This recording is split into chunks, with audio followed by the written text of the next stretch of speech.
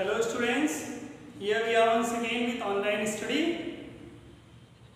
Dear children, today we will read about the chapter 2, Spring has come. प्रिय बच्चों, आज हम आपकी पाठ्य पुस्तक से पार्ट 2 स्प्रिंग हैज कम नामक पाठ को पढ़ेंगे।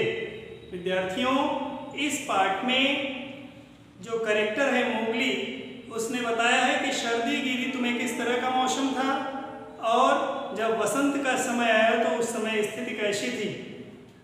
ध्यान से सुनिए।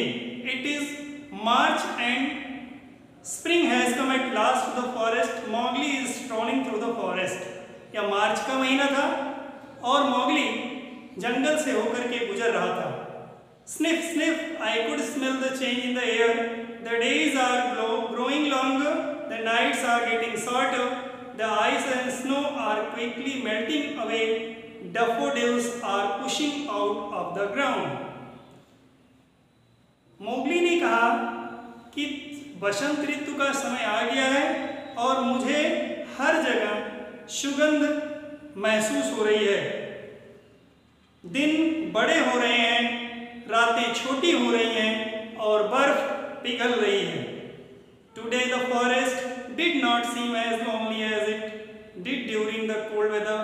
In the last few days, I noticed that there were more animals peeking their heads out of their holes, burrows and dens.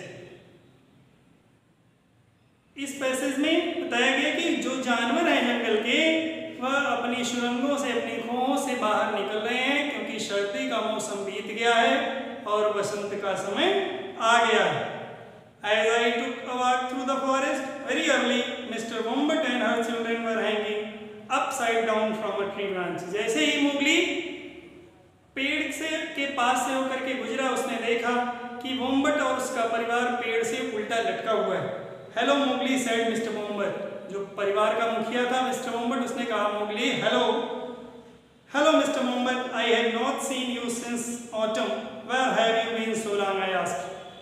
मैंने पूछा मिस्टर वोम्बट, अब तक आप कहाँ थे? पतझड़ के समय तक मैंने आपको कहीं नहीं देखा। She replied, we like to spend most of our winter indoors and they close their eyes and dozed off. They like to spend their days sleeping long.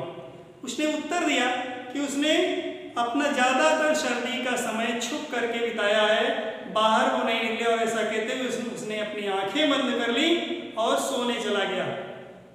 March 21, today I walked by a tree filled with twittering birds. Hello, Mowgli, said they.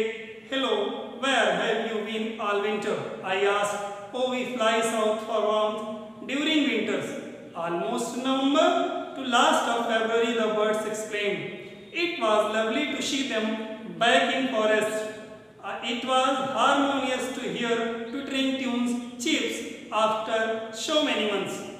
Mowgli कहता है कि कई महीनों के बाद उसने पक्षियों की चहचहाट की आवाज़ सुनी थी। जब उसने पक्षियों से पूछा कि वह सर्दी की ऋतु में कहाँ थे, जब जाड़ा हो रही तो कहाँ थे, तो पक्षियों ने उसे जवाब दिया कि उस समय जब सर्दी का मौसम था तो वे दक्षिण दिशा की ओर गर्मी की तलाश में उड़ गए थे। March 28, I walked further meeting old friends at every turn. Spring brought back the mice from their holes, squirrels, chipmunks with nuts.